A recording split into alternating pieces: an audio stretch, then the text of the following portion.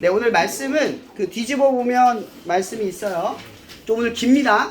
자, 긴데 저를 교독해서 읽어볼게요. 제가 먼저 읽겠습니다. 그때 귀신 들려 눈 멀고 말 못하는 사람을 데리고 왔거늘 예수께서 고쳐주심에 그 말 못하는 사람이 말하며 보게 된지라.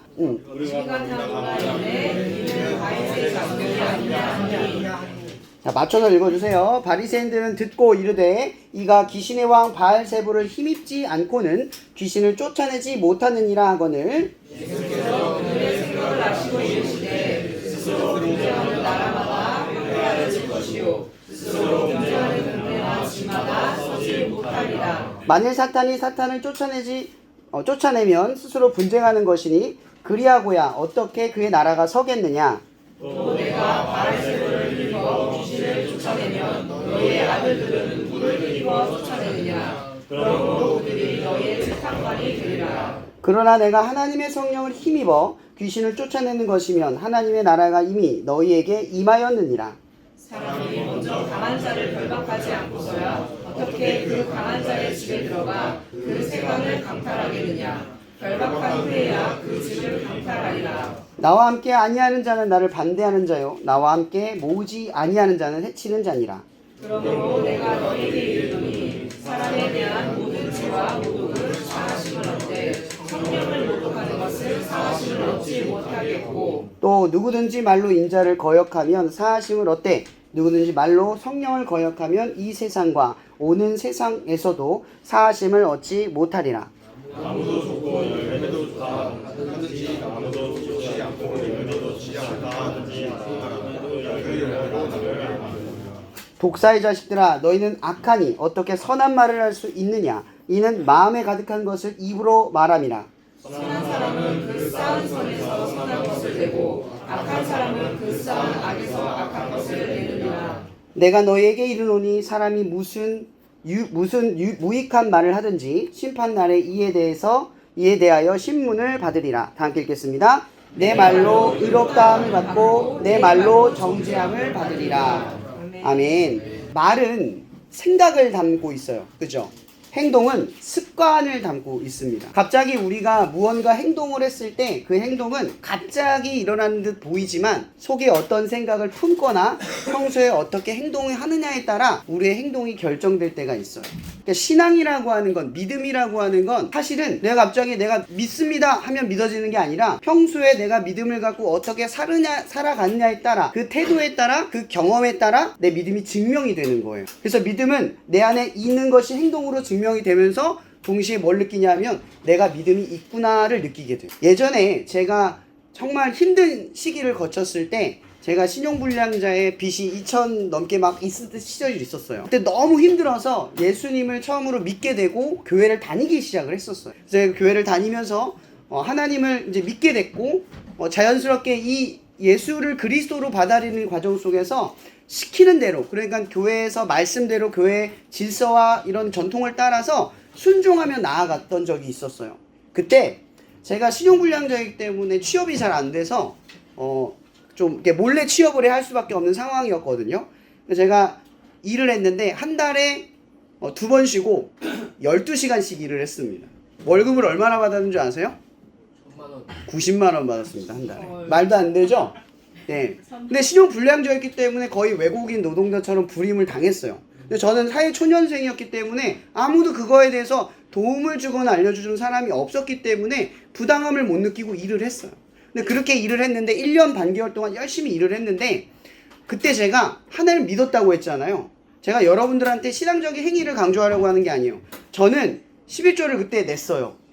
90만 원 중에 9만 원을 내면 거기에 또 헌금을 10,000원씩 해서 한 달에 4, 5주니까 5만 원도 내겠죠? 그 수요일, 금요일도 갔으니까 한 20만 원 정도는 헌금으로 거의 낸 거예요.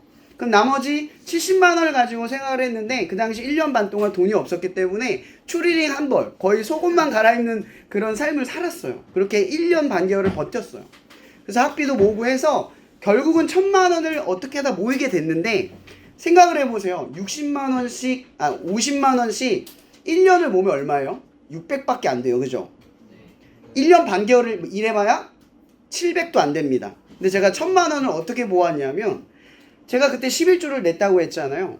그리고 헌금을 냈다고 했잖아요. 교회도 열심히 나갔고 제가 하나님을 믿었기 때문에 내가 하나님을 믿으면서 살았어요. 일도 믿으면서 일을 했고 그렇게 시간을 보내면서 1년 반 뒤에 제가 그 당시에 그 주식이 한창 호황기였을 때여서 그 정시펀드라고 하는 걸 누구한테 듣고 그냥 한번 그걸 내기 시작을 했거든요. 그래서 600만 원 정도를 1년에 모았는데 그게 200%가 되면서 제 월급보다 많은 돈이 들어오고 빚을 해결할 수 있는 상황이 생긴 거예요. 제가 그때 뭐를 느꼈냐면 하나님이 내가 11조를 냈더니 뭘 주셨다가 아니라 내가 하나님을 믿고 행동을 했더니 하나님이 역사하셨다는 걸 경험했어요. 그러니까 믿음의 행동이라고 하는 건요. 뭐를 담보했기 때문에 하는 행동이 아니에요. 내가 주를 믿기 때문에 내가 그런 행동을 가는 거죠. 근데 오늘 말씀에 두 가지 부류가 나오거든요. 하나는 무리고요. 하나는 바리새인들이에요. 근데 여기 오늘 말씀에 귀신 들린 어떠한 병 걸린 자를 예수님이 고칩니다. 그리고 고친 것을 무리들은 지켜보았다라고 성경은 설명하고 있어요. 근데 오늘 또 다른 사람들 등장한다 했죠. 바리새인들은 이걸 못 봐요. 그래서 성경에서 뭐라고 기록되어 있냐면 그들은 들었대요. 이 사실을 들었답니다. 누구는 보고 누구는 들었대요. 누구는 하나님의 역사를 경험을 하고 누구는 하나님의 역사를 듣기만 하는 거예요. 그런 일이 있었구나 이러고 넘어가는 거죠. 왜 이런 차이가 있을까요? 왜 이런 차이가 생길까요? 왜 같은 시대에 같은 예수 그리스도가 그 땅에 있으면서도 불구하고 사람들의 이 차이가 발생이 되느냐는 거죠. 핵심은 이겁니다. 예수님이 역사했을 때 함께 있었던 사람들과 함께 하지 않았던 사람들이 구분되는 거예요. 누군가는 예수님의 역사를 봐요. 경험을 해요. 근데 누군가는 예수님이 옆에 계시면서도 예수님의 역사를 전혀 알아채지 못한 상태로 그냥 살아간다는 거죠. 근데 누가 보냐는 거죠. 여러분 누가 믿음을 가져요? 어떤 사람이 믿음을 갖는 것 같아요? 교회 오래 다니면 믿음 갖는 것 같죠? 아니에요. 교회 몇십 년을 다녀도요 예수를 믿기 힘듭니다. 예수를 믿으려면요 말씀대로 살아봐서 말씀이 역사하는 줄을 경험하는 걸 해야 돼요. 예수님이 귀신 들린 자를 고치는 걸 직접 경험하지 않고 직접 보지 않으면 믿음이라는 건 절대 생겨나지 않아요. 믿음은 들음에서 나지만 그 들음은 행동을 함으로써 얻게 되는 거예요. 제가 예전에 아까 12조 관련 얘기를 했잖아요. 일을 할 때 그때 같이 일했던 한 분이 뭐라 그랬냐면 자기는 천주교를 믿는데요. 저 비난하는 거 아닙니다. 근데 천주교를 믿는 이유가 뭐였냐면 성도들한테 부담을 안 주는데요. 11조 내란 말도 안 하고 헌금 내라고 강요하지도 않는데요. 난 그게 너무 좋다 이러면서 얘기를 하는 거예요. 그래서 제가 그 얘기를 들으면서 논쟁은 벌이지 않았습니다. 근데 들으면서 생각을 한 게 있었어요.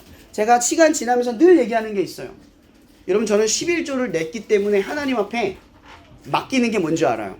그거 내도 문제 없다는 거 알아요. 그리고 그걸 통해서 더 큰 걸 주님께서 나를 인도하고 보호해 주신다는 걸 경험을 했어요. 여러분 11조를 내보지 않고 11조의 역사를 말하는 사람이 많아요. 하나님 말씀대로 행동해 본 적도 없으면서 하나님의 말씀 믿으면 뭐가 나오냐고 하는 사람들이 많아요. 하나님은 분명히 살아있고 역사를 하는데 누군가는 경험하는 자리에 서 있고 누군가는 구경하는 자리에 서 있기도 한다라는 거죠. 왜 우리가 자꾸 믿음이 안 생기는 줄 아세요? 말씀대로 살아본 적이 없어서 그래요. 말씀대로 살아본다는 건 뭐래요? 예를 들어 원수를 사랑하래요. 난 용서 못하겠는데 근데 주님이 시켰어요. 근데 용서를 했더니 내 마음이 편안해지고 이게 선하구나라는 걸 느끼게 돼요. 이 경험을 어떻게 합니까? 제가 백날 설명해봐야 여러분들이 알 수 있을까요? 절대 몰라요. 내가 원수를 용서해보고 그 이후의 경험을 얻게 되는 거예요. 이게 믿음이라는 거예요. 오늘 본문에 두 부류가 생긴다고 했잖아요. 무리는 귀신의 역사를 보고 예수를 믿어요. 그분이 다윗의 자손이라고 고백을 하죠. 근데 바리새인들은 뭐라고 말합니까? 바알세불의 힘을 입어서 귀신의 행동을 하면서 저거는 사입이 이단이 하는 행동이라고 예수를 비난합니다. 왜? 그들은 역사하는 자리에 서지 않고 뭘 봐요? 듣기만 했거든요. 하나님 역사를 직접 본 게 아니라 구경만 한 거예요. 남들이 하나님을 만날 때 만나는 자리에 서 있지를 못하는 거예요. 이게 믿음이 있는 사람과 믿음이 없는 사람의 차이예요. 그래서 예수님이 오늘 말씀에 뭐라고 말하냐면 나와 함께 모으지 않은 자, 나와 함께 해치지 않는 자, 이 모이지 않고 반대하는 자, 이런 설명을 하실 때 핵심으로 두 번이나 반복하는 말이 이거예요. 함께라는 표현이에요. 함께. 그러면서 오늘 예수님 말씀하신 게 뭐냐면요. 성령에 대한 이야기를 하세요. 여러분 성령이 이 기독교에서 성령은 뭐냐면 우리가 예수님을 믿게 하는 능력자예요. 여러분들이 예수를 믿도록. 그래서 이 성령의 역할은 주로 어떤 걸 하냐면 여러분의 삶을 강제하지 않아요. 그런데 말씀을 오늘 들었는데 찔려요. 기도를 했는데 위로가 돼요. 두렵고 떨렸는데 마음이 편안해져요. 문제가 생겼는데 기도하는 자리로 가는 결심이 일어나요. 그리고 문제가 해결되는 방법을 찾아가기도 해요. 또 어떤 이는 이 감동을 받아서 하나님의 말씀을 듣고 행동으로 옮기기도 해요. 전 실제로 그런 역사를 많이 경험을 했고 지금도 역사하는 중이에요. 그래서 믿음은 계속 자라나요. 여러분 오늘 이 본문에서 우리에게 이야기하는 게 바로 핵심 이거예요. 여러분 성령 역사는요. 경험을 계속하는 거예요. 계속 일어나는 거예요. 햇살이 따뜻한 이런 날씨에 걸을 때에도 하나님의 온기가 느껴지는 경험을 하는 거예요. 하나님과 조금씩 가까워지기 시작하면 성령의 역사는 여러분의 삶에 흔한 것으로 그냥 익숙해져요. 근데 하나님과 가까워지지 않고 멀리 이것이 익숙해지지 않으면 어떤 상황이 벌어진 줄 아세요? 성령의 역사는 그냥 남들의 이야기에 불과해요. 미신적이고 귀신적인 이야기로 치부되기에 불과해요. 저는 실제로 여러분들에게 이 복음을 전할 때 항상 제 마음에 결심을 하는 게 있어요. 내가 좋지 않은 건 다른 사람에게 강요하지 않아요. 내가 믿고 있는 걸 믿지 않고 있는 걸 다른 사람에게 말하지 않아요. 이게 제 결심이에요. 제가 이 목사로서 여러분들에게 복음을 전하는 건요. 여러분들은 저의 이 삶의 경험을 보지 않고 직접적으로 체험한 적이 없잖아요. 근데 이게 사실인지 아닌지 알 수가 없어요. 왜냐하면 여러분들은 믿음으로 경험한 적이 없으니까. 믿음으로 살아내 본 적이 없으니까. 사랑하는 여러분 꼭 기억하세요. 어떤 사람에게 믿음이 생기냐면 함께 역사의 자리에 서는 사람이 믿게 돼요. 그럼 어떤 사람이 못 믿게 되냐? 함께 하지 않고 남들의 이야기를 듣는 구경꾼에 그칠 때에만 믿지 못하게 돼요. 여러분들은 이 말씀 하나를 기억해야 돼요.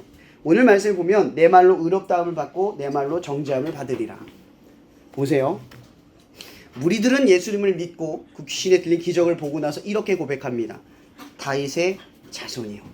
한마디로 끝나요. 근데 바리새인들은 어떻게 합니까? 그들은 끊임없이 정죄하고 판단하고 예수를 죽일 모의로 나아가요. 그래서 예수님은 오늘 말씀하시는 거예요. 너희의 행동으로 너희가 심판을 받고 너희의 악함으로 너희의 악함이 증명될 것이다. 이게 오늘 예수님 말씀하시는 거예요.